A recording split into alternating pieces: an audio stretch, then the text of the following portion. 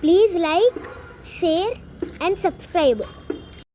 Interlink యాప్లో మీకు ఏదైనా ఇష్యూస్ ఉంటే టెక్నికల్ టీమ్తో ఎలా కమ్యూనికేట్ అవ్వాలనేది డీటెయిల్డ్గా ఈ వీడియోలో ఎక్స్ప్లెయిన్ చేస్తున్నానండి.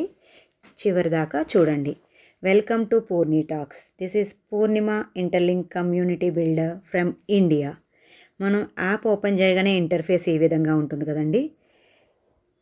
ఫస్ట్ మన ప్రొఫైల్ ఐకాన్ మీద క్లిక్ చేయండి. క్లిక్ చేసిన తర్వాత స్క్రోల్ డౌన్ చేసుకుని హెల్ప్ సెంటర్ ఆప్షన్ కనిపిస్తుంది కదండి, దాని మీద క్లిక్ చేయండి. క్లిక్ చేసిన తర్వాత కాంటాక్ట్ సపోర్ట్ మీద క్లిక్ చేయండి.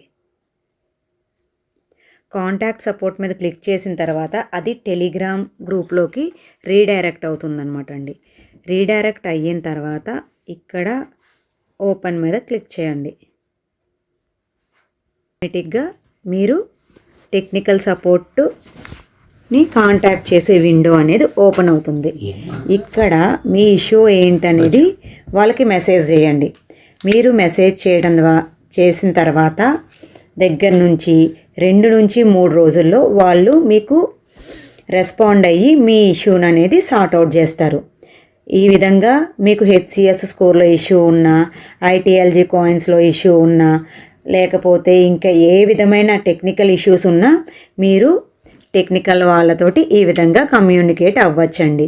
లేకపోతే ఇంకొక ఆప్షన్ ఏంటంటే అండి, @interlink_technical support అని ఇక్కడ నేను ఏదైతే సర్కిల్ చేశానో దాన్ని టెలిగ్రామ్లోకి వెళ్ళి సెర్చ్ చేయండి. సెర్చ్ చేసినా సరే వాళ్ళని కమ్యూనికేట్ అవ్వచ్చు.